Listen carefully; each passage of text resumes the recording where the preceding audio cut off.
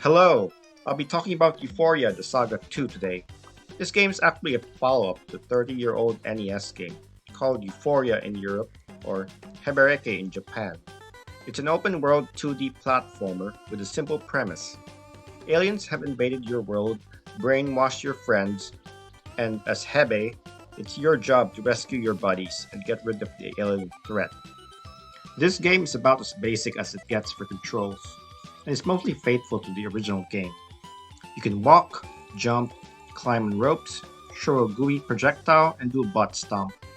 As you rescue your friends, they'll join you, and each character has different abilities, which range from climbing walls, diving underwater, or floating when you jump, and you can freely swap between characters at any given time.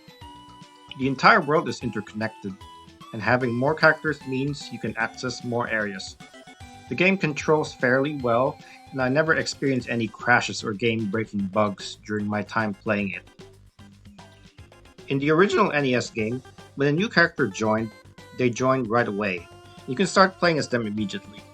This isn't the case in Ufouria 2. Instead, it uses a new major feature, the vending machine in your base, where you'll need to go visit it and buy the character an item that they want from it, and then they'll officially join you. This isn't limited to just recruiting characters, though. Every single upgrade that you can get in this game has to be acquired via the vending machine. This means that the game's entire progression system is gated behind the vending machine feature.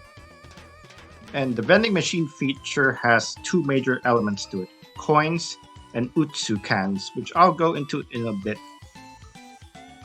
To buy stuff from the vending machine, you'll need coins. A lot of them. Vending machine items can range anywhere from needing 10 coins to several thousand coins.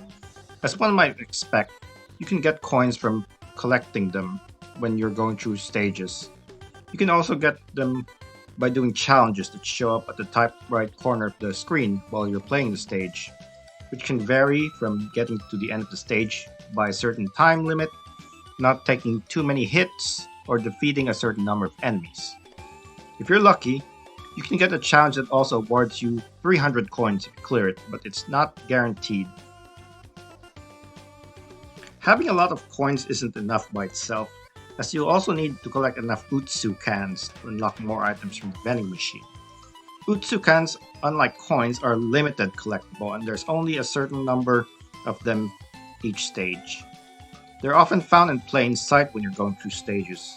However, this stage tries to incorporate a roguelike mechanic where the stages can look slightly different each time you revisit them, and most stages usually have about 2 or 3 cans available for each pass through the stage at any given time. As you progress the plot, the stages get slightly longer, and new possible configurations, and thus new cans, are added to a stage layout pool. So you might encounter new layouts or cans when revisiting an earlier stage when you've gotten close to the end of the game. The game's stage design does come with its issues. The stages are so short that most of them can be completed in under 2 minutes, and they simply don't give enough coins for a single run through them. Early on, you'll probably be collecting around 20 to 30 coins for a single run through a stage, and around 25 to 30 coins for completing the stage's challenge. It's not uncommon to go through a couple of stages in a row and only come out with a little over 100 coins to show for it. As mentioned earlier, the stages can get new layouts the further you are into the game's plot. However, the difficulty between the new layouts and the original layouts isn't that much different, so why lock them behind plot progression to begin with? Now, if you want to just progress through the game's story, you probably need only around 1,000 coins to buy all the necessary plot-related items. But a lot of the game's more convenient features and extras, like fast travel, are locked behind higher coin and can tiers. Either way, expect to be repeating the same stages many times to get enough coins and cans to buy the necessary items and upgrades the game has to offer. All in all, I think the game would have been much better off if they didn't force you to buy things to progress. They took out the roguelike elements and just combined all the different stage variations in one big stage instead. You know, like the original game. For the completionists out there, brace yourself. The trophy/achievement list looks simple enough. They're mostly story related, with several related to collectibles. What's the problem with this? Well, the game's most tedious trophy wants you to collect 50,000 coins. To put this into perspective, in order to purchase every single important vending machine item in the game, which you do need to do for a trophy, you will need around 23,000 coins. 23,000 coins.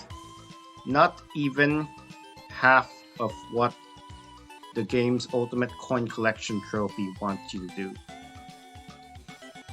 To make matters worse, for some inexplicable reason, the game will not give you the 50,000 coins trophy unless you have that amount in hand all at once, even though the game itself tracks the total amount of coins that you've accumulated throughout the game. Hope you like repeating the same stage over and over and over, because that's exactly what you'll be doing to get enough coins for this trophy. Difficulty-wise, this game's on the easy side. The stages are mostly linear. The game never expects you to do any tricky jumps or maneuvers to get through anything. Bosses are very formulaic. I didn't feel like there's much variation in their attack patterns, and they're all disposed of the same exact way. Depending on how many things you buy from the vending machine, expect to take around 2 to 5 hours to beat this game. Around 8 to 10 hours if you want to complete everything this game has to offer. In short, while Ufouria 2 looks nice and charming and controls just fine, it doesn't really do anything revolutionary. The addition of coins, the need to buy things just to progress the game, plus the tedious achievements tied to coins, only drags the game down and makes it a less enjoyable experience overall. While the stages being different each time you try them may sound interesting, they don't really get much harder. They aren't drastically different of an experience from the first couple times you play the stage, and they only serve to add more tedium to the game's experience, since you have to replay them over and over for new collectibles and coins. Having said all that, I'm gonna give this game a final rating of 4 out of 10. There are a lot of retro-style games that are more polished and don't drag the game down with tedious features. I'd even recommend playing the original game over this sequel. That concludes my review of this game. Will you still be getting this game despite everything I've said about it? Is there something else you'd like me to talk about? Let me know in the comments section, and I'll see you all next time.